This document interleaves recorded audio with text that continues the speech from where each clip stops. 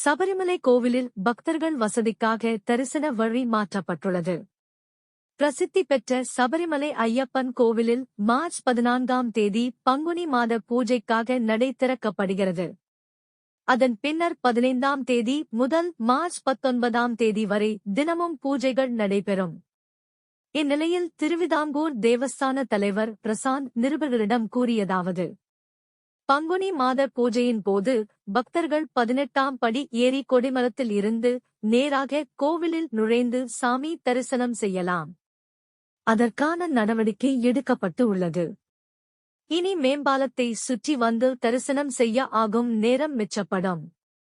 தற்போதைய சூழலில் 80% பக்தர்களுக்கு முழு தரிசனம் கிடைக்காமல் இருந்தது. எதிர்காலத்தில் அப்படி இருக்காது.